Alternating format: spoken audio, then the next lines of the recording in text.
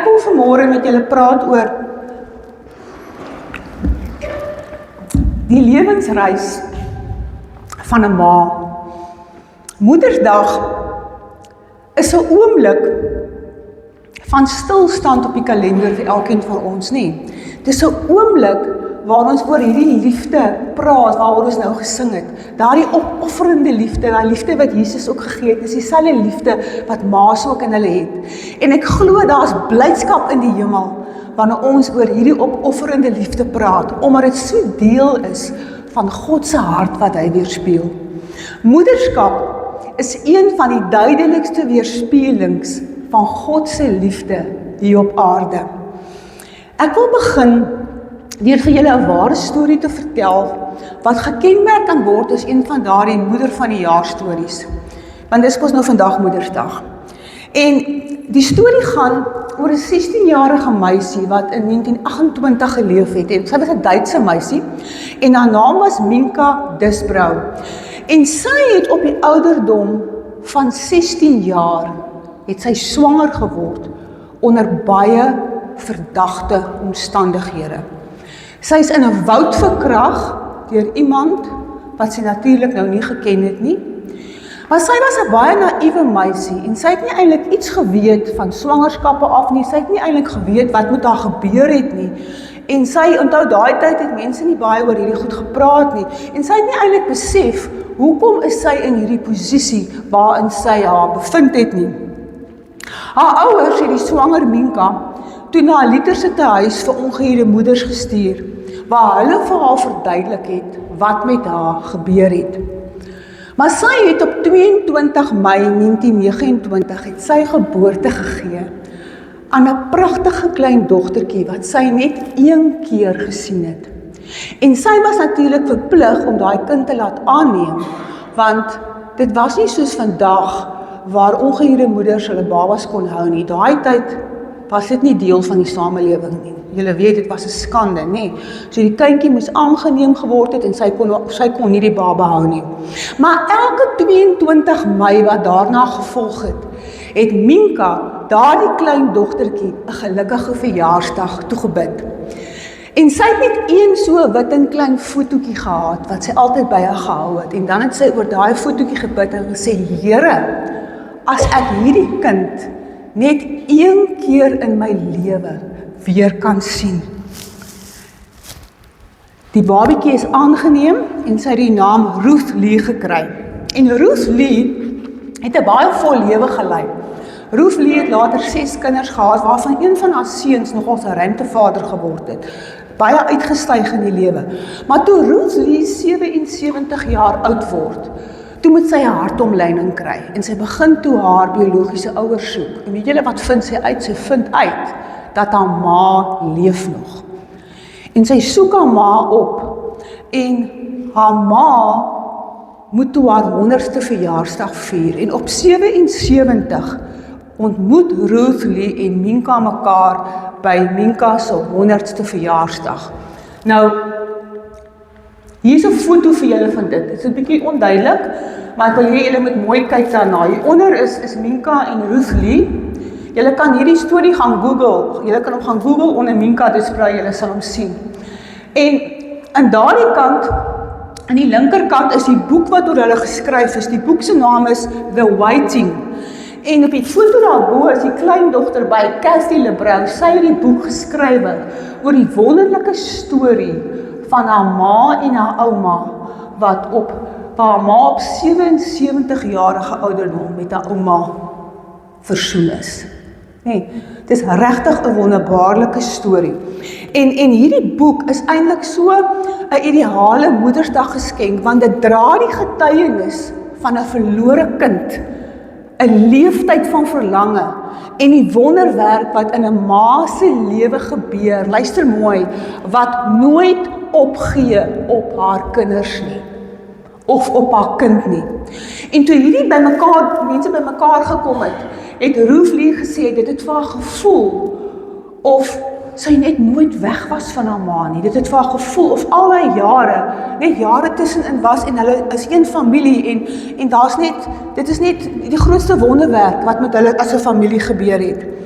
Want weet julle, daar is net niks soos die liefde van 'n ma nie.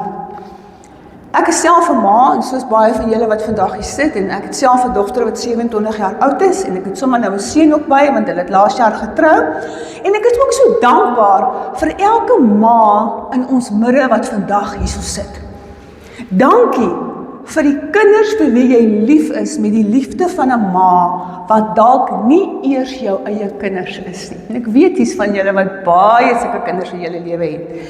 En weet julle, ek dink gisteraand terwyl ek aan die boodskap dink, aan iemand wat baie naby aan my is, en wat na jare weer met ons familie versoen is. En sy is aangeneem toe sy 'n baba was. En sy is baie dieselfde ouderdom as ek, sy is so 'n jaar ouer as ek.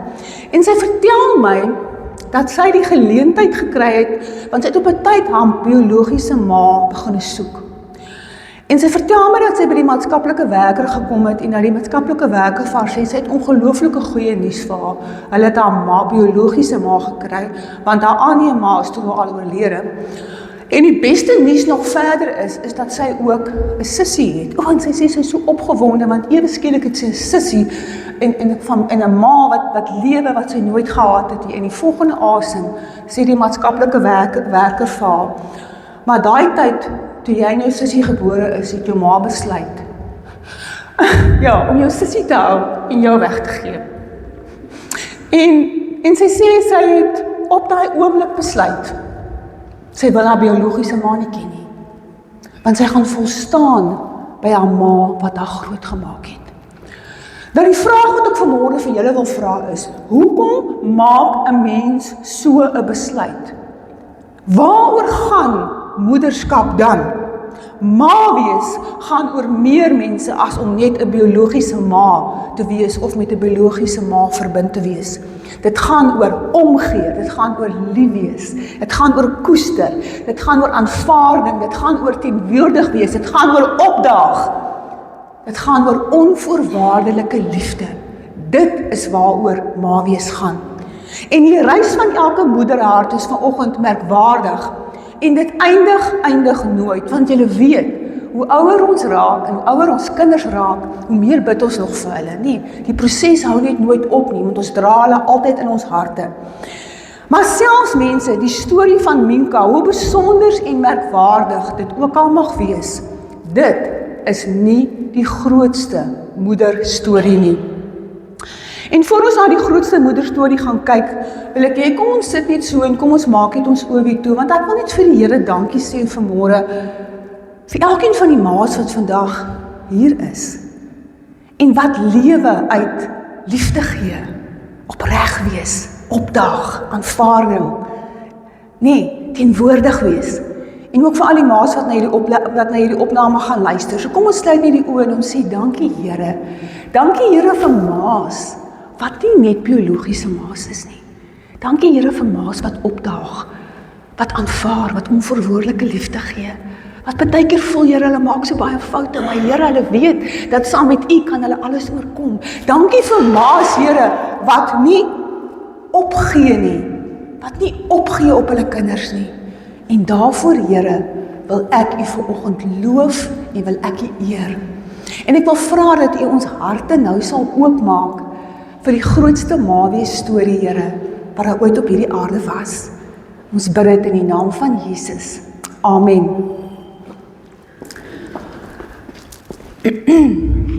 Nou die grootste moederstorie van alle tye sluit natuurlik die moeder van Jesus in. Maria was ook op 'n reis toe sy as moeder hier op aarde was. En ons gaan vanoggend daarna kyk aan die hand van die Bybel, nee, ons gaan daai reis saam met haar stap. En dit is 'n goeie titel wat Maria gehad het, maar later het dit 'n baie pynvolle titel geword. En Maria is 'n baie groot rolspeler in die storie van Jesus, alhoewel baie mense nie so daaraan dink nie, nee. Ons weet dat stories mense bestaan ook uit verskeie bedrywe, en ek gaan vanmôre vir julle Maria se storie aan die hand van 4 bedrywe vertel. Die eerste een is die eerste bedryf, is die Kersfees storie, julle ken hom baie goed. Dis seker die een bedryf wat ons die beste ken van almal, nee. Die tweede bedryf is waar Jesus in die tempel gekom het as 'n klein seentjie van 12 jaar.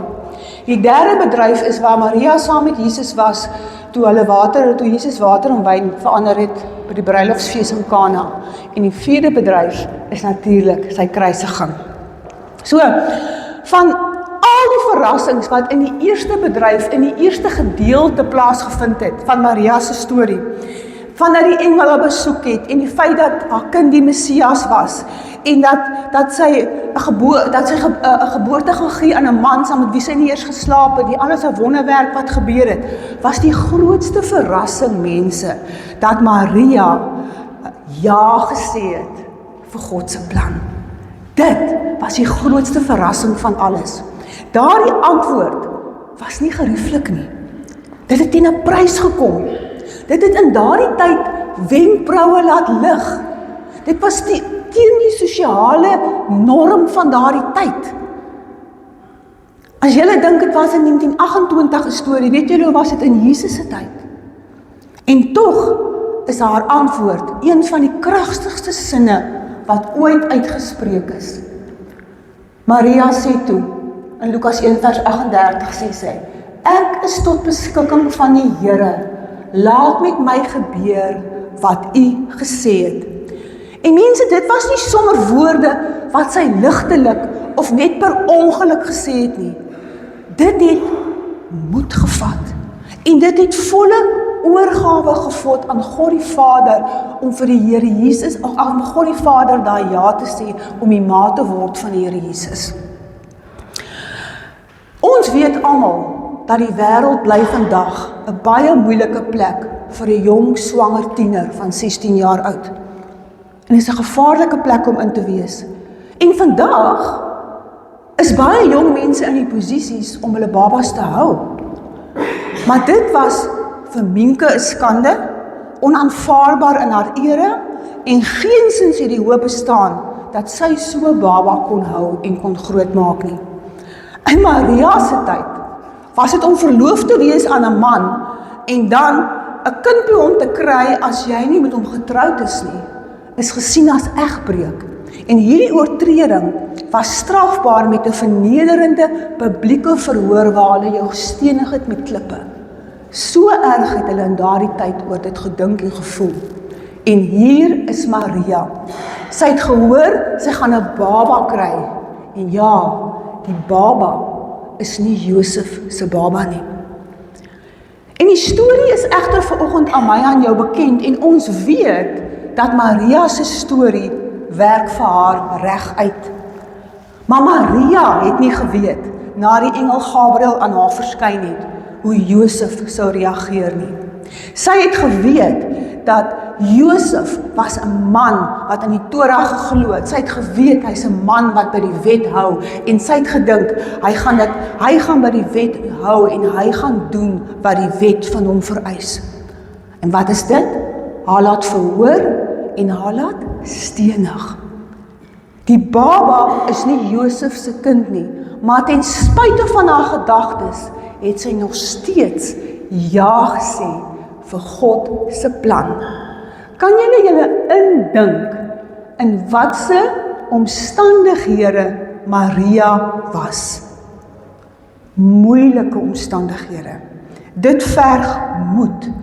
Dit verg oorgawe. Ook vandag begin moederskap met oorgawe.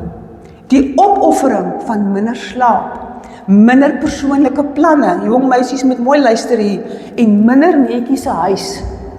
Dis leierskap sonder 'n verhoog, en invloed sonder dat jy na 'n verhoog betree. As jy sommer erkenning daarvoor nie.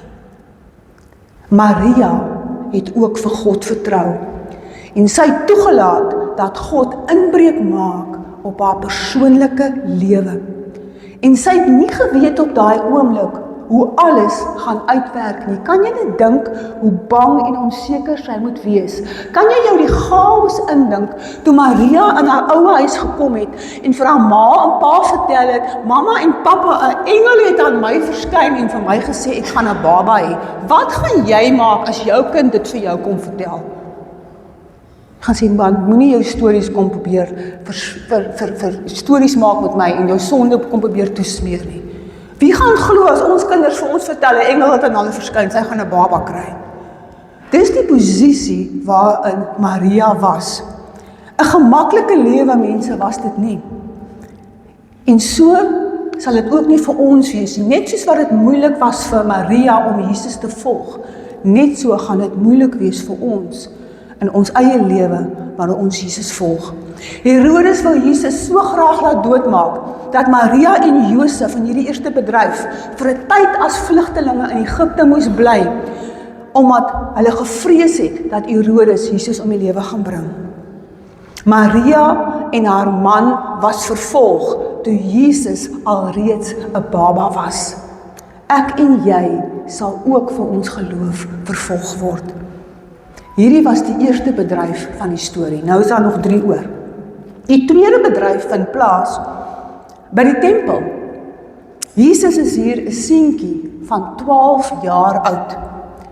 Lukas 2 vers 43 sê vir ons die volgende.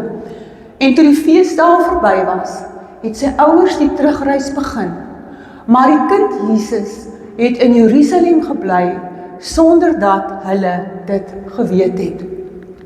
Omdat hulle gedink het hy is by die reisgeselskap, het hulle 'n dag lank gereis voordat hulle hom onder die familie en bekendes begin soek het.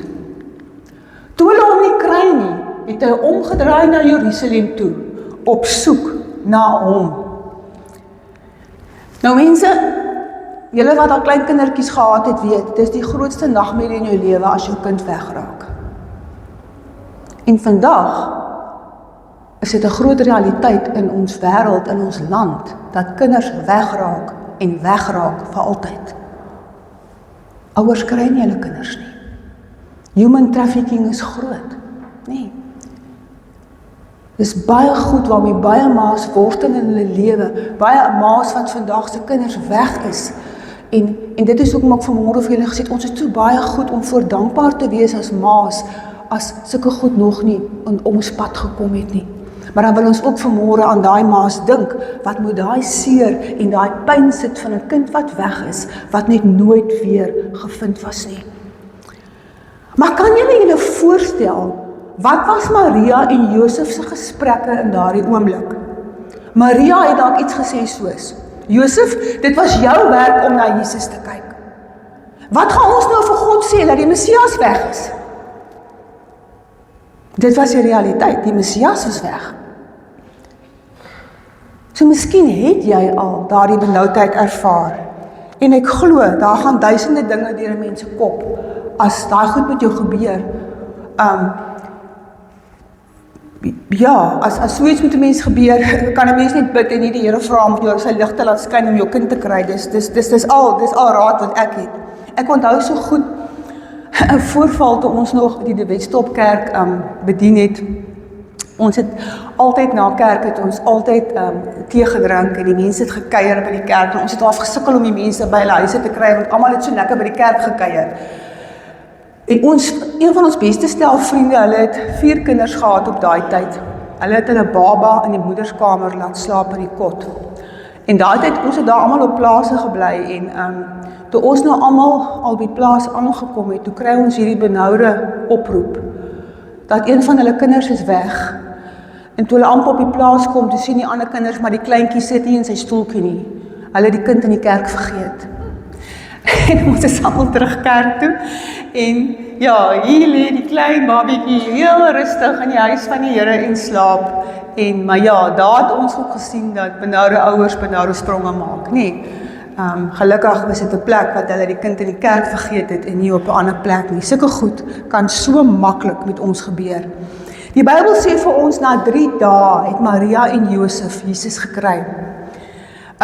Haar kind was vir 3 dae weg. en sy self het nie geweet of sy hom weer gaan kry nie. Na 3 dae kry hy hom toe in die tempel, waar hy tussen die geleerdes sit. En hy het na die geleerdes geluister, en hy het vir hulle baie vrae gevra.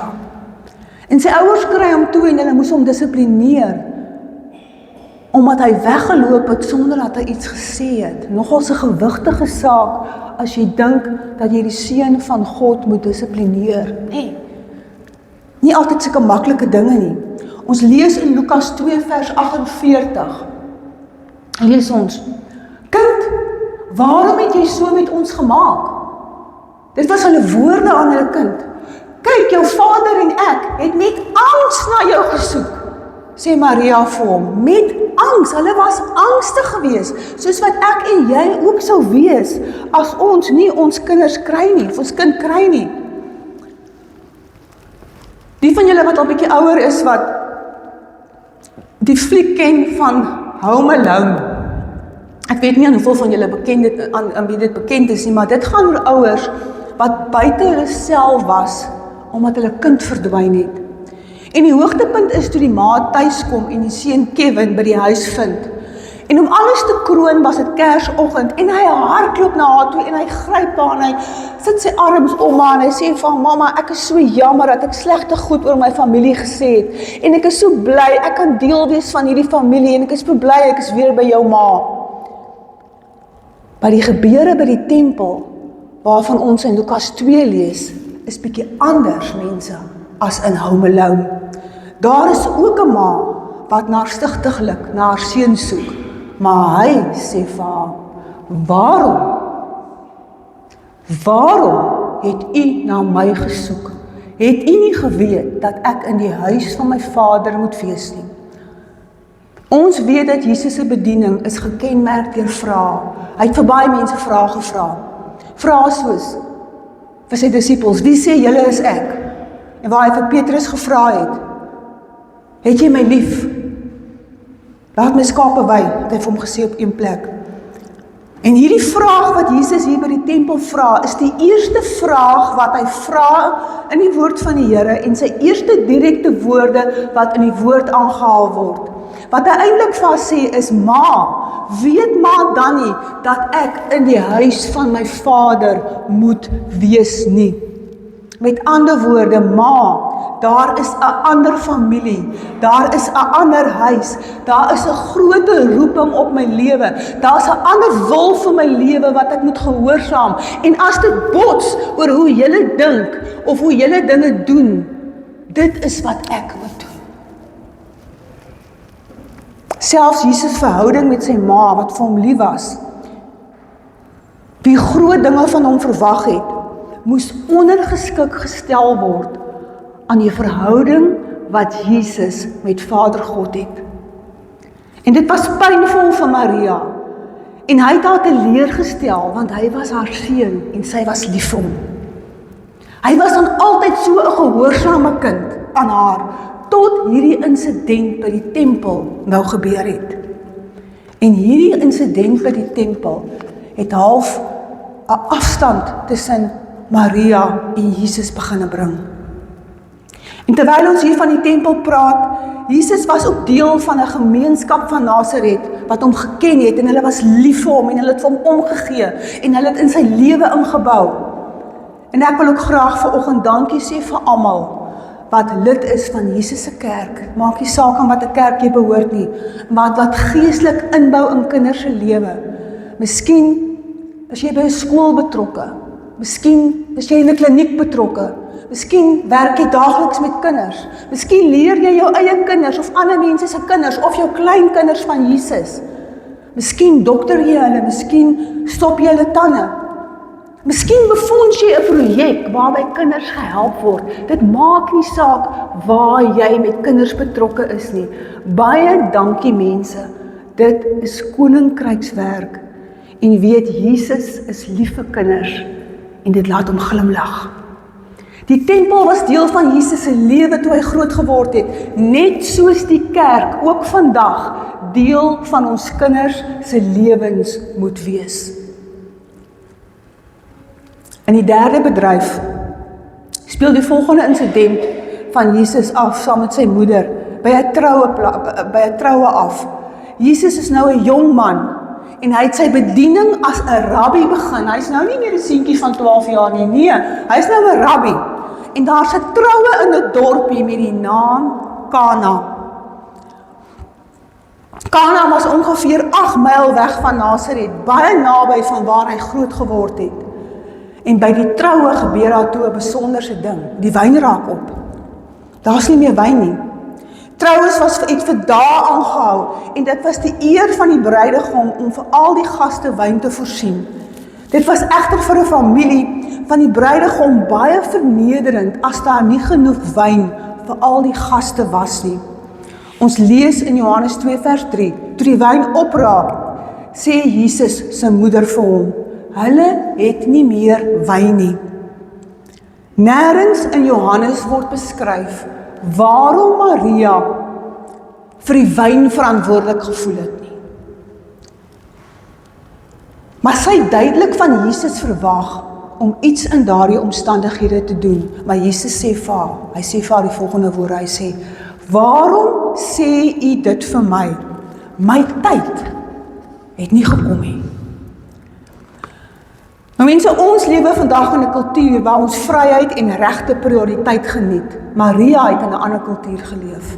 Maria het in 'n kultuur geleef waar mense se eer prioriteit geniet het. In hierdie kultuur van eer het dit baie gegaan oor mense se verpligtinge en oor wat van hulle in sekere omstandighede verwag is. Om nie sekere verpligtinge na te kom nie, sou tot oneer van jouself en jou familie wees.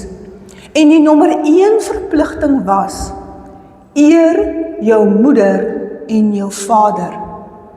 En wat dit ook al alles ingesluit het dit onder andere beteken om respek te betoon vir jou ouers wanneer jy in die publiek was. So geen seun sou sommer vir sy moeder in die publiek gesê het, waarom sê u dit vir my nie? Die Engelse teks sê dit eintlik so mooi, why do you involve me? Dit was Jesus se woorde aan sy ma. Dit was 'n moeder se voorreg om haar kind so iets te gevra het om te gedoen het. Maar Jesus gebruik die woorde, waarom sê u dit vir my? My tyd het nog nie gekom nie. Hy sê eintlik vir haar, Moeder Maria, ek het 'n spesifieke uur, 'n spesiale taak en 'n roeping, en daai roeping is vanaf God. En dis vanaf my Vader, en ek weet wanneer my tydsberekening reg is, en wanneer sy wil moet geskied. Maria moes 'n baie belangrike lesie leer. Sy moes leer om God te eer, deur haar seun te eer. Sy moes toelaat dat haar seun haar Heer word. En by hierdie troue is dit presies wat Maria gedoen het. Sy het vir die kelners gesê, wat hy ook al vir julle sê, dit moet julle doen. Moenie doen wat ek sê nie. Nee, dit is sy wil, nie myne nie. Jesus het toe die water in wyn verander en die troue het vrolik voortgegaan. Alhoewel 'n krisis afgeweer is, was daar weer hierdie vreemde interaksie, hierdie spanning tussen Maria en Jesus. Weereens doen hy nie wat sy gedink het hy gaan doen nie. En Maria is teleurgesteld. Maria is teleurgesteld. Terwyl Jesus se bediening voortgaan, is daar weer 'n afstand tussen Maria en Jesus. Jesus se bediening is nie wat Maria verwag het dit gaan wees nie. Jesus verras Maria telke male, maar terselfdertyd verwar hy haar ook. Hy verwar haar ook. Baie van die dinge wat Jesus gedoen het sy wel verwag. Hy het groot skares gelok, hy het kragtige wonderwerke verrig. Dit was dinge wat sy verwag het, vandat Jesus klein was, omdat sy al die wonderlike dinge van die engel gehoor het. Hy het vir haar vertel, Jesus gaan al hierdie dinge doen, maar daar was sekere dinge wat Jesus gedoen het, wat vir haar nie geensins sin gemaak het nie. Glad nie. Onder andere was die Messia veronderstel om Israel vry te maak van sondaars, maar in teenstelling het Jesus met die sondaars vriende gemaak. Die Messias moes Romeinse soldate oorwin, maar hy doen eerder vir hulle gunste. Hy genees mense in hulle huishoudings. Die Messias moes die wet voorstaan en geestelike leiers inspireer. In plaas daarvan gaan hy teen die wet in en is hy teen die geestelike leiers van daardie tyd. Dit was duidelik as Jesus op hierdie vreemde pad sou aanhou, sou hy nie net moeilikheid met Rome kry nie, maar hy sou ook moeilikheid in Israel kry. Jesus doen nie of leef nie op na die verwagtinge wat Maria gehad het nie, en sy sukkel om al hierdie goed te verstaan. Dit was alles vir Maria 'n baie vreemd, en dit lei tot 'n ander insident. Jesus was besig met sy bediening, en net nadat hy sy 12 apostels aangestel het om by hom te bly, gee hy vir hulle die mag om bose geeste uit te dryf.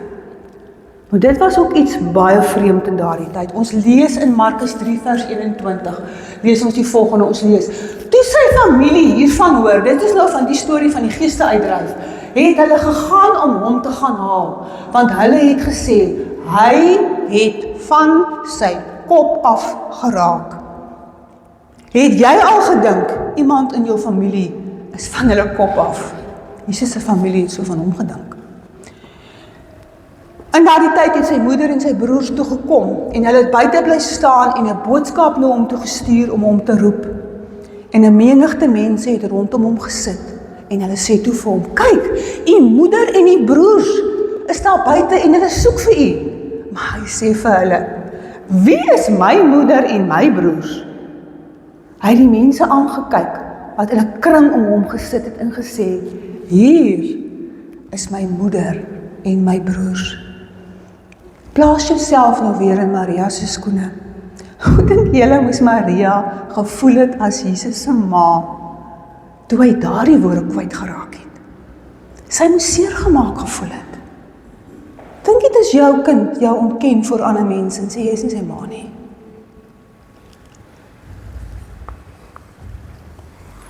Julle weet, Moedersdag kaartjies is van die kaartjies wat die meeste verkoop in die wêreld. Daai kaartjies, binne-in staan nie, liewe ma, wie is my ma nie? Dit sal nooit verkoop wat is daar gestaan het nie. Daar staan die mooiste woorde van omgee en liefde en dankbaarheid. Wat ons daai tyd vir ons maas gee, of wat ons van ons kinders af ontvang. In Jesus se bediening bring hy weer hierdie vreemde afstand met hierdie woorde wat hy gesê het tussen hom en sy ma in.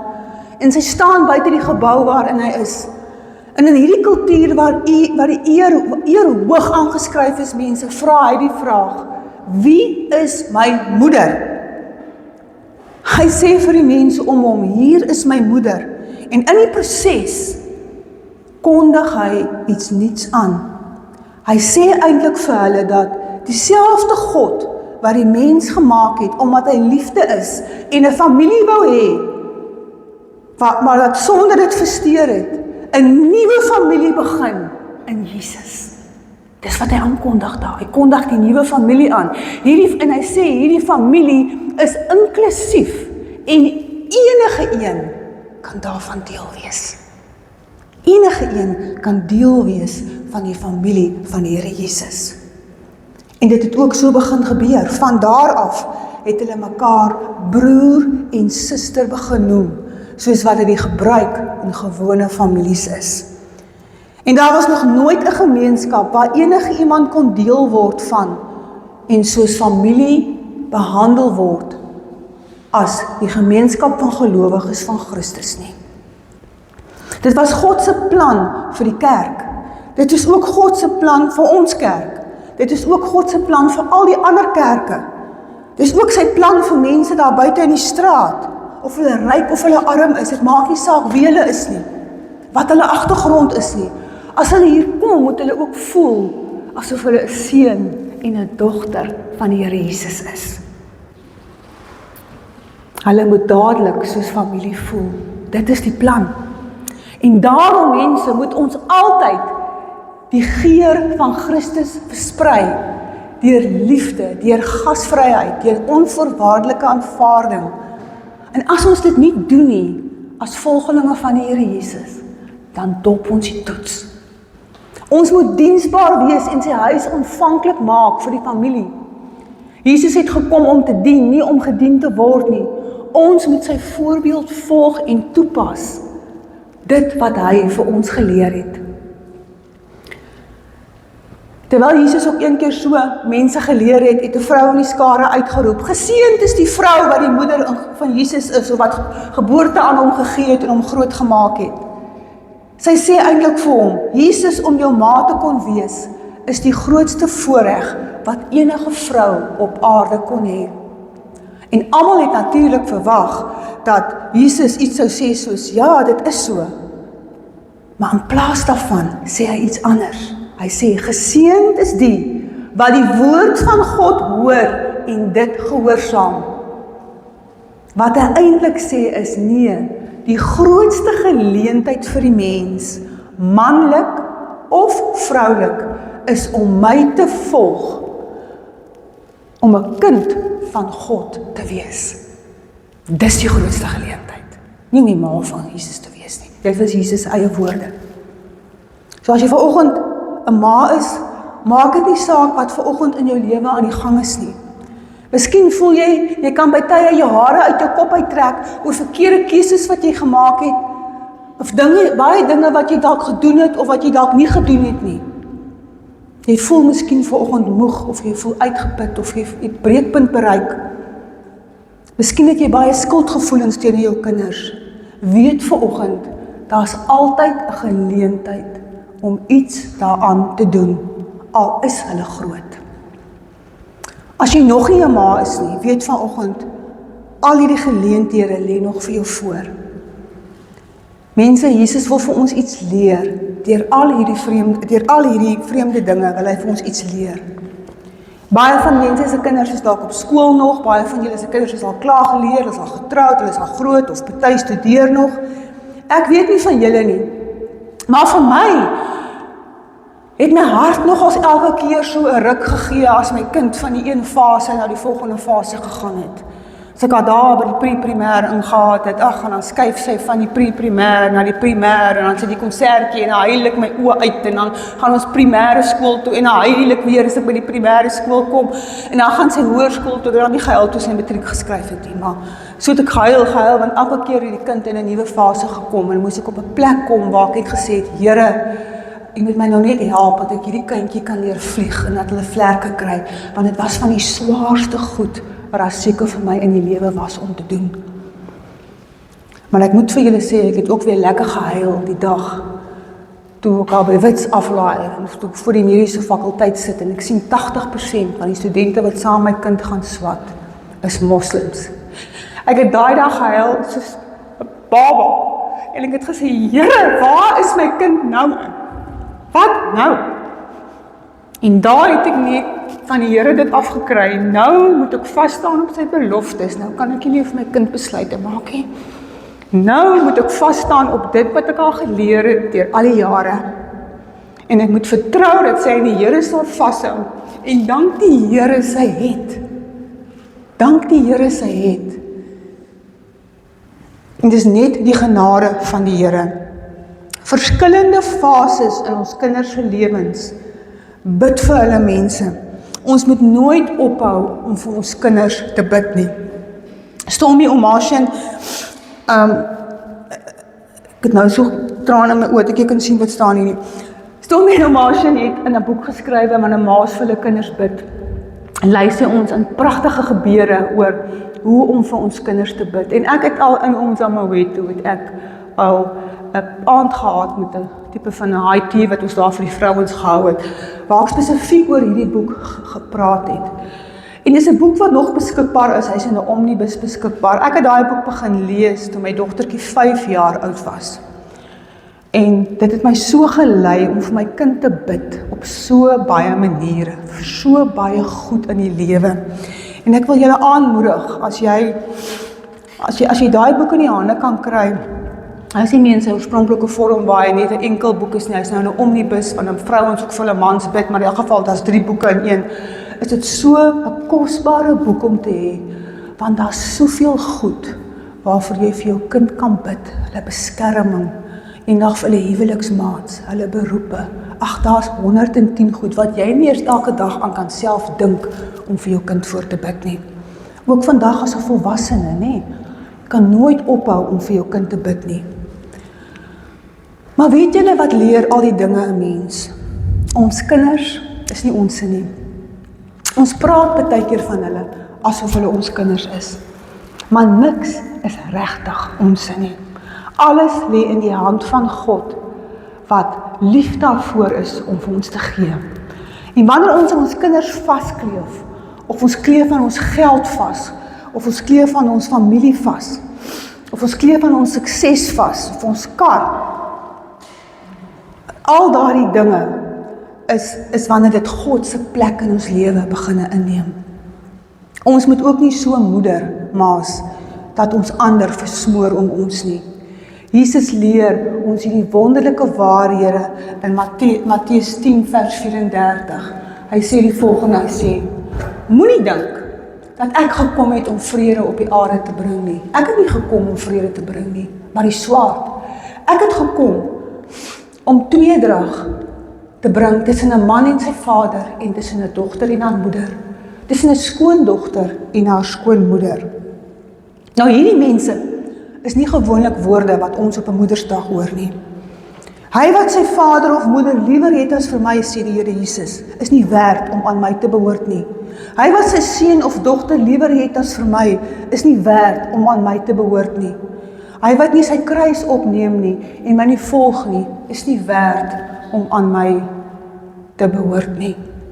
Wat sê Jesus eintlik hier? Jy kan nie aan my behoort as jy nie bereid is om te sterf vir wie ek is nie. Dit beteken natuurlik nie dat jy nie lief moet wees vir jou vader of moeder of seun of dogter nie, maar dit beteken dat jou liefde vir hulle wat selfsugtigheid, sonde en baie ander dinge kan insluit, moet sterf en dat daar 'n nuwe goddelike liefde in jou gebore moet word, waar God eerste gestel word. Dan, moeder, kan jy deel wees van 'n nuwe familie.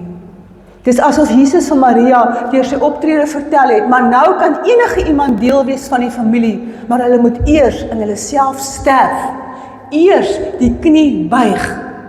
Dis wat Jesus gesê het.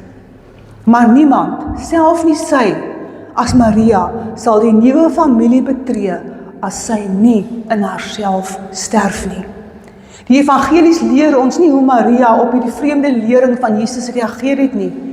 Ek wonder, baie keer, wat het deur haar hart gegaan, en ek wonder ook, wat het deur Jesus se hart gegaan.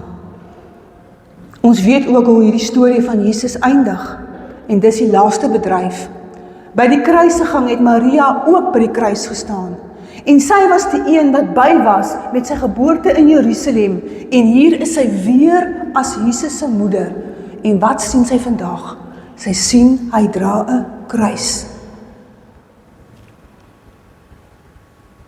Sy sien, hy's daar. Sy sien, sy het so baie drome vir hom gehad.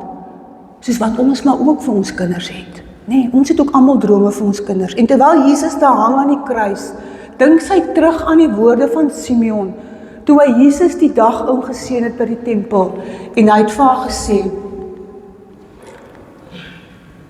hy sê vir haar in Lukas 2, vers 34 tot 35, sê hy, kyk, hierdie kindjie is bestem tot 'n val en 'n opstanding van baie in Israel, en tot 'n teken wat weerspreek sal word. So sal die gesindheid van baie mense aan die lig kom. En wat jou betref, dis nou sy, 'n swaard sal deur jou siel gaan. En dis presies wat met Maria gebeur het toe sy by die kruisiging was. Moederskap, mense, is 'n vreugde, maar is ook 'n kwesbaarheid. Maria het vir Jesus in haar skoot gedra, hom in haar arms gedra. Sy het hom ook gesien toe hy sy kruis dra. Sy kon dit nie keer nie. Sy kon dit nie regmaak nie. Sy kon net toe kyk. Vir baie ma's is dit vandag ook so. Ons kinders is groot. Ons kan nie meer vir hulle besluite neem nie. Ons kan net vir hulle bly staan en ons kan vir hulle bid. Dis wat ons vir hulle kan doen. Maar weet julle, daar's iets diep heiligs in die proses wanneer ons as moeders bly staan en bid vir ons kinders. Wanneer dit slapelose nagte is, wanneer ons in hospitaalgange staan, wanneer die reg teen ons kinders draai en wanneer verslawing in ons kinders se lewe 'n werklikheid word. Dinge waaroor jy nie meer beheer het nie, waar jy nie meer vir hom of vir haar kan sê, jy moet dit nie doen nie. Hulle maak hulle eie keuses. Wanneer woorde in gebed opraak, en wanneer jy bly staan, is dit dalk nie dramaties nie, maar dit word as moed gesien. Maria het al die pad saam met Jesus deur sy lewe gestap. Soms was sy teleurgesteld, sy was verward, sy was verras, sy was oorweldig, sy was oorstelp en baie kere was sy verheug. Nou staan sy by die kruis en sy ken die pyn wat net 'n ouer kan ken wat alreeds 'n kind aan die dood afgestaan het. In hierdie lyding, hierdie geestelike geveg tussen genade en sonde wat elke moeder se verstand te bowe gaan, kyk Jesus af na sy ma. En ons lees in Johannes 19 die volgende woorde. Toe Jesus sy moeder sien daar by die kruis, en die disipel wat Johannes is, vir wie hy baie lief was, wat by haar staan, sê hy vir haar, daar is u seun. Daarna sê hy vir die disipel, daar is jou moeder.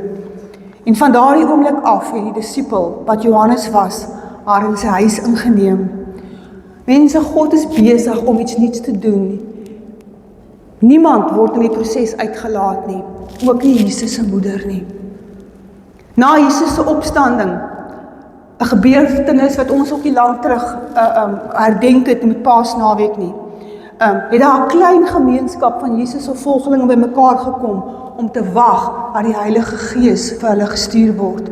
Ons lees in die woord dat hulle almal saam was en dat hulle gebid het dat Maria en Jesus se broers en dat Maria en Jesus se broers ook daar was. Hulle het nie meer toegedink dat Jesus van sy verstand af was nie. Nee, hulle was almal daar en 'n nuwe familie het vir hom begin. En 2000 jaar later is ons hier. En ons is ook deel van die familie. Of as jy nog nie daarvan deel is nie, dat jy Jesus volg nie, kan jy ook vanoggend deel daarvan raak. Maria het as moeder van Jesus so 'n wonderlike titel gehad. Maar vir baie was dit nie werklik so nie.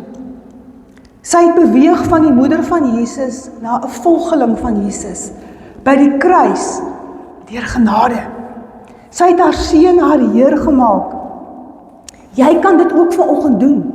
Net soos Maria het jy ook vanoggend jou eie verwagtinge en vooropgestelde idees, waarin jy moet sterf, as jy vanoggend oor Jesus dink. Hy nooi steeds mense uit om deel van sy familie te word. Ek hoop jy het al 'n keuse gemaak vir Jesus in jou lewe, om nie net van hom te weet nie, maar om hom te volg in alles wie jy is en wat jy doen. Kom ons bid saam. Baie dankie Here dat ons vanoggend kan stil staan en U kan dank Here vir die wonderlike gawe om 'n moeder te wees. En ook om dalk nog 'n moeder vandag in ons lewens te kan hê. Dit is so 'n wonderlike voorreg.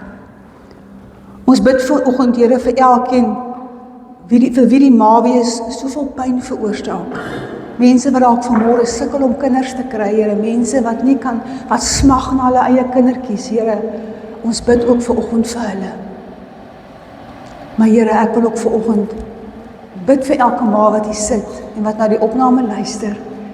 En Here, elke ma wat dalk nog nie, Here, vir U volg nie. Wat dalk nog nie, Here, soos Maria, Jesus die Heer van haar lewe gemaak het nie. Want selfs Jesus het gesê, dit is die belangrikste keuse wat daar ooit kan wees.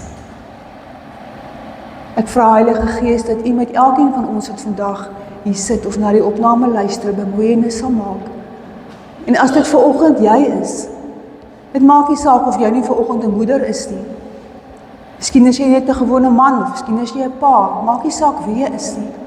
As jy nog nie vir Jesus volg met jou lewe nie, wil ek vir jou vra, om nie uit te stel om daai keuse te maak nie. Al wat jy moet doen, daar waar jy sit, nooi hom net in, om in jou lewe te kom.